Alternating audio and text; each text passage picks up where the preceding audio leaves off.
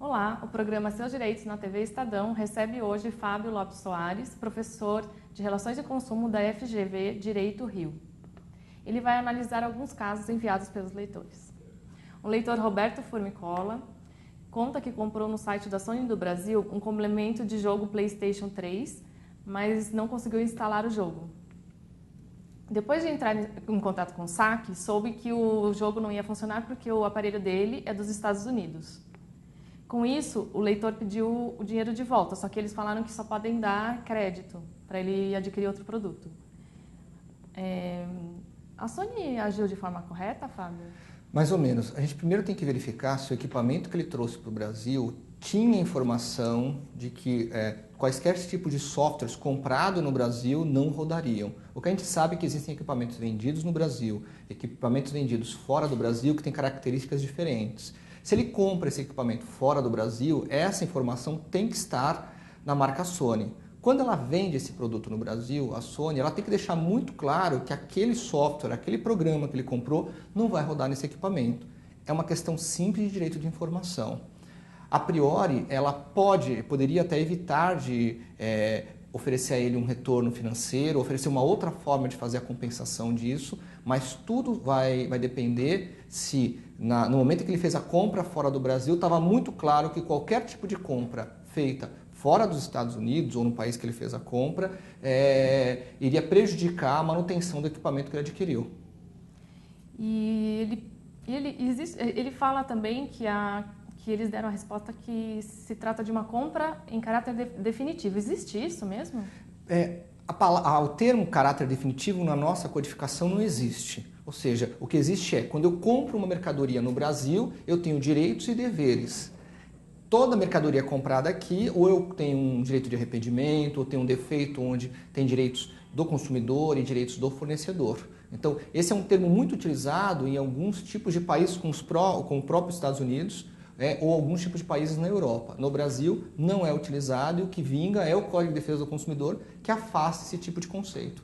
E o que ele pode fazer neste caso? Ele tem que verificar, inicialmente, como foi feita essa compra do equipamento fora do Brasil.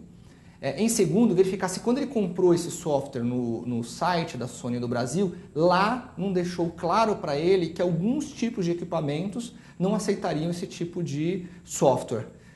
Mesmo que ele tivesse comprado um equipamento fora que não aceitasse os softwares no Brasil, o fato de ele ter feito uma compra online num site dessa empresa, cujo equipamento é fornecido por ela, no Brasil, também mereceria uma explicação. O consumidor ele é muito fragilizado nessas questões das informações, então há de se tomar um pouco de cuidado.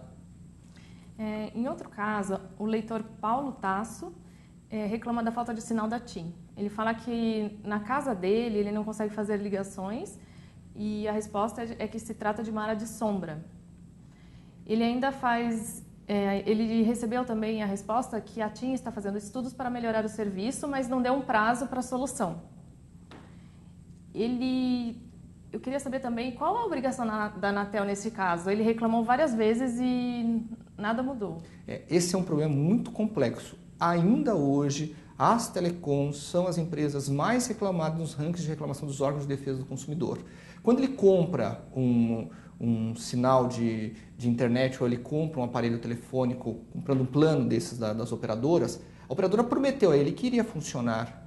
Neste momento, mesmo que posteriormente tenha um defeito que apareça e ela diga que existe uma área de sombra, o problema é da operadora.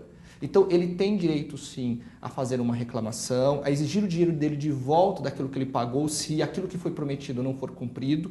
E se ele teve algum tipo de prejuízo por conta daquilo que foi prometido e não cumprido, ele pode, inclusive, pedir um ressarcimento. No que diz respeito à Anatel, se a empresa não gerar uma solução a ele deve reclamar na Anatel e a Anatel obrigará, então, a operadora a cumprir aquilo que foi prometido. Diga-se de passagem, Jerusa, muitos dos problemas hoje gerados pelas operadoras de telefonia ocorrem porque elas prometem, fazem a venda, inclusive ampliar a base de cobertura de atuação do plano e não cumprem essa promessa. A Anatel tem multando muito fortemente essas empresas. Então ele deve reclamar inicialmente na operadora, depois reclamar na Anatel e, se não tiver uma solução rápida, ingressar sim com uma ação em juízo para exigir o seu direito. E nem o plano fidelidade, a multa pelo plano, nada? Ele não pode pagar nada. Tudo aquilo que foi prometido ou que for consequência dessa falta de prestação de serviço, ele não pode ter esse tipo de ônus.